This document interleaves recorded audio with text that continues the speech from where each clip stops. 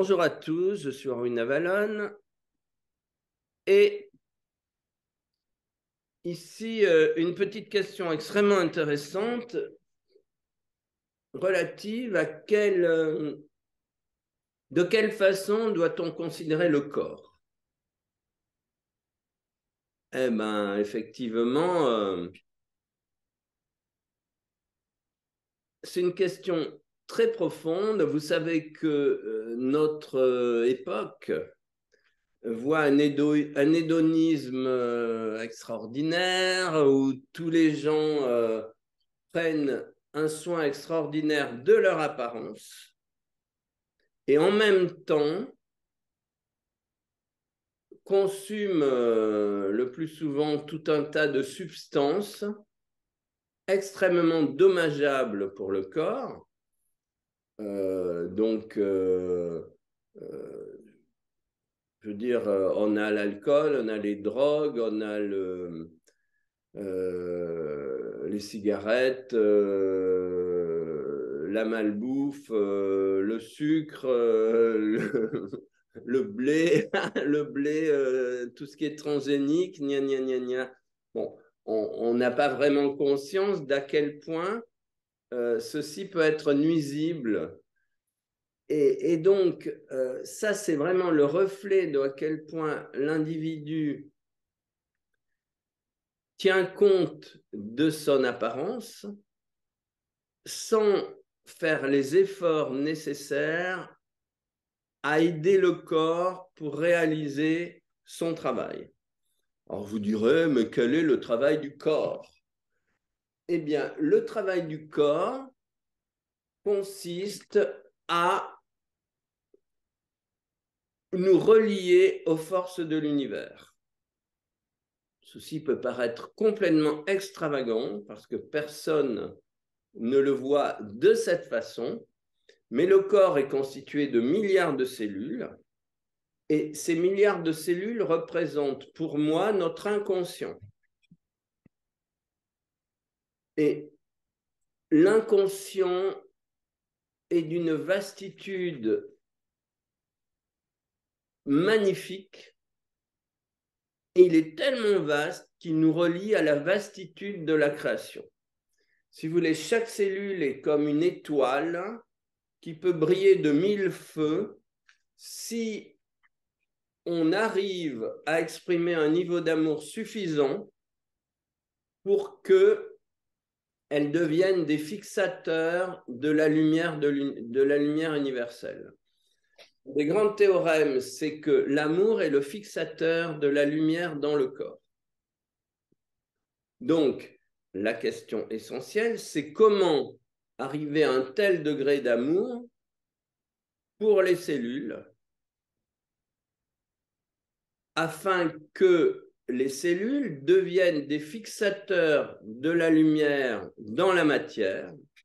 Et à ce moment-là, on peut dire que chaque cellule deviendra comme un diamant. Et que la conscience de l'être, grâce à son corps transformé en diamant, reflètera toute la beauté, la puissance et le rayonnement de l'univers dans la matière.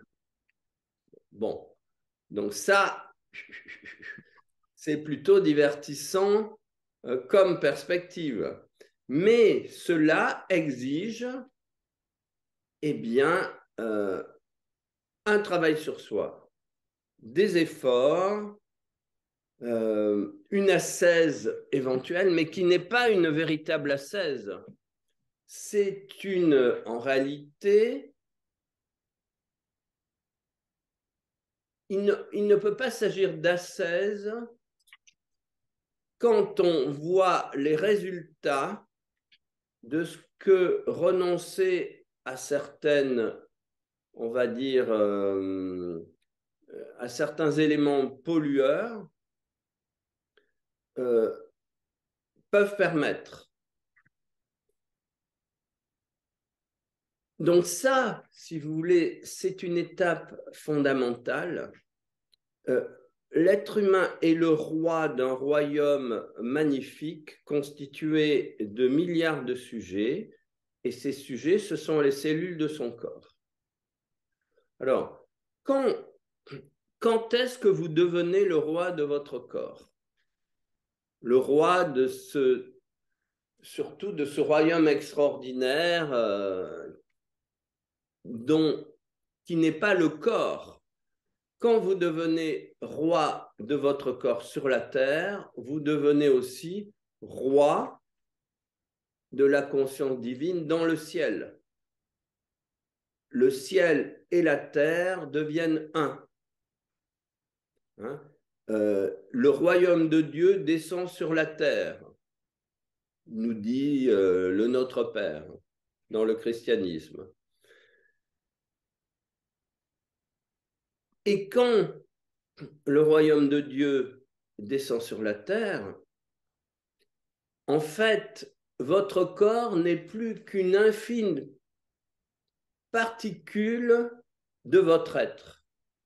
Mais ça l'a toujours été, sauf que vous ne le saviez pas. Votre conscience était polarisée sur le corps, vous pensiez, et vous aviez raison, parce que sans le corps, c'est grâce au corps que nous accédons à la conscience du ciel, ou que nous accédons à la conscience que tout est un. Et que donc notre corps est relié à tous les cieux de la création. Et les cieux de la création, ce sont tous les espaces-temps, toutes les dimensions dans lesquelles nous existons sans en avoir la mémoire dans notre... Si nous en avons la mémoire, mais nous n'en avons pas la conscience. Donc il s'agit de réveiller la conscience qu'en fait notre corps est le miroir de tous les mondes qui se reflètent dans la matière sans que la matière n'en ait conscience. Donc notre travail, c'est de réveiller la matière, c'est de réveiller les mémoires du divin qu'il a enfermées dans la matière. Nous sommes les grands révélateurs. À ce moment-là, une fois ce travail réalisé, si vous voulez, le corps physique n'est plus qu'une fourmi dans, on va dire, la vastitude de la conscience que vous avez récupérée. Et le corps physique, la relation, bien entendu, au corps physique se transforme parce que déjà la relation, vous n'avez plus de mental, vous êtes dans le supramental, c'est-à-dire que vous avez, tout est vu dans sa globalité, et donc vous avez à la fois, vous avez les deux hémisphères du cerveau qui fonctionnent simultanément, instantanément. Donc, la perception que vous avez des choses fait que vous n'avez plus, le mot problème disparaît, il n'y a plus que les solutions. Il n'y a plus que des réponses. L'être s'occupe de l'avoir. Quand vous êtes identifié à l'être, les interrogations liées à l'avoir trouvent leur solution immédiatement. Alors ça, c'est quelque... Et puis, il y a dissolution de l'ego. Vous comprenez que l'ego, qu'est-ce que c'est? C'est notre petite partie physique qui veut montrer qu'elle existe. Eh bien, quand la partie physique est réduite à la taille d'une fourmi, tellement vous avez laissé l'univers inscrire sa force de vie en vous, ben vous comprenez que ben ça relativise complètement. Le corps devient un outil pour réveiller ceux qui croisent votre chemin.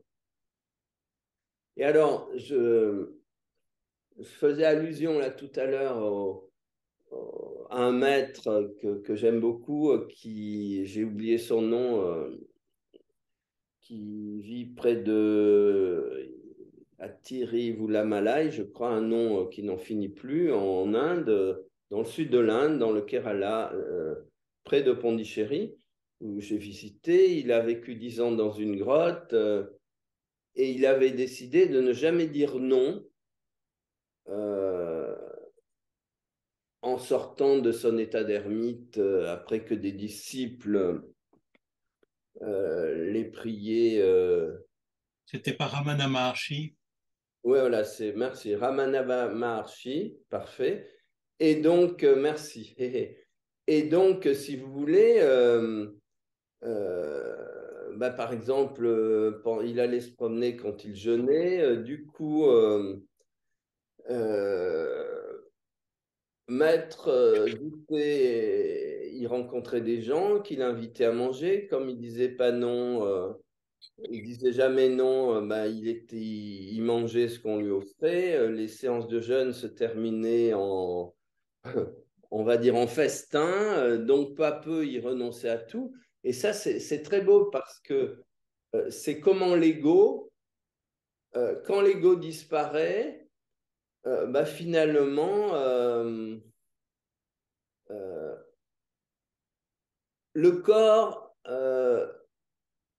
encore une fois, devient comme une tête d'épingle dans un vêtement gigantesque.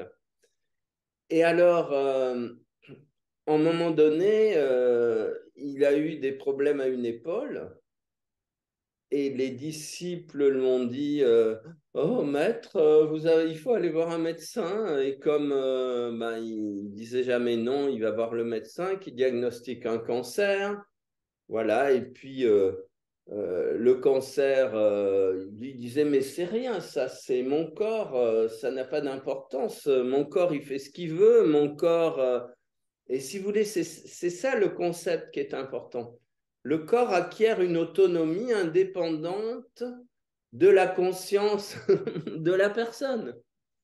Euh, Parce que le corps devient l'instrument de l'être réalisé pour enseigner quelque chose aux autres. Alors qu'avant, le corps est l'instrument pour accéder à, on va dire, à la conscience de la globalité. Ce n'est plus la même chose. On n'est plus dans la même optique. On n'est plus, euh, si vous voulez, c'est comme s'il y avait un renversement des valeurs. Donc, l'individu est complètement désidentifié de son corps, qui n'en reste pas moins le moyen qu'il a, non plus pour grandir lui-même, mais pour aider les autres à grandir. Et à ce moment-là, eh bien, le corps du maître peut déclencher un cancer, en l'occurrence chez Ramana Maharshi, pour enseigner aux disciples le détachement euh, de l'angoisse qu'ils peuvent avoir que leur maître devienne malade. Voilà, et donc il vit avec son cancer pendant des années euh, et l'inquiétude des disciples, et à un certain moment, il leur dit, voilà, mon heure est arrivée, il donne toutes ses dispositions, il s'allonge, il quitte son corps, il s'en va. Voilà. Et là, vous avez cet autre mystère, ce mystère extraordinaire qui est raconté en Orient, où c'est vrai que les êtres réalisés choisissent le moment de leur départ, et puis c'est comme s'ils soufflaient sur une bougie, et you, et ils s'en vont. Mais comprenez que ça n'a pas d'importance parce que c'est comme si la tête d'épingle, leur corps n'est tellement plus que le prolongement d'un être gigantesque qu'ils peuvent l'allumer ou l'éteindre, on va dire, à volonté. Voilà, donc, bon, ben, c'est vrai que ce sont des concepts sur lesquels nous ne sommes pas habitués du tout à penser, mais voilà un peu l'explication de certains mystères, et notamment du mystère des yogis qui, comme ça, s'envolent. Et puis vous l'avez dans la Bible avec bah, tous ces prophètes qui quittent la terre sur un chariot de feu. Et puis vous l'avez Jésus qui disparaît dans les nuées. Voilà, donc ça c'est un peu, euh, on va dire, une vision différente où non seulement l'individu dépose son corps et s'en va, mais là il s'en va avec le corps. C'est très, très amusant aussi. C'est une autre technique. Bon, bye bye. Euh, Mon corps, à ce moment-là, sert de rampe de lancement pour la conscience et puis suit la conscience dans sa propulsion vers les sphères illimitées. Et c'est la méditation Merkaba, Matrimondir, c'est ça. Euh, c'est euh, c'est déjà permettre que le corps se relie à l'infinité des possibles qu'il habite. Et après, ben, chacun va expérimenter l'infinité des possibles à sa manière et en fonction de, on va dire, de l'aide qu'il peut apporter aux autres. Parce qu'à ces niveaux-là, le choix final que vous ferez de l'énergie, euh, qui sera manifesté jusque dans la matière, dépendra de la meilleure utilisation pour le bien de tous. Voilà. Je trouve ça absolument passionnant. Et c'est vrai que ce sont des perspectives, je veux dire, aller interroger dans la rue les gens de ce qu'ils peuvent penser de ce que je viens de raconter. Bon, il y a de fortes chances qu'à la fin, ils votent pour me faire enfermer. Mais c'est ça, si vous voulez, la réalité des possibilités extraordinaires que le corps nous offre. C'est le véhicule incontournable de la mutation de la conscience individuelle et collective par la libération des mémoires divines qui se trouvent dans la matière. Voilà, eh bien, il ne nous reste qu'à nous retrousser les manches, mais ce n'est ni facile ni difficile, c'est. Voilà. Et à nous de choisir le chemin que, voilà, chacun, c'est ça la liberté.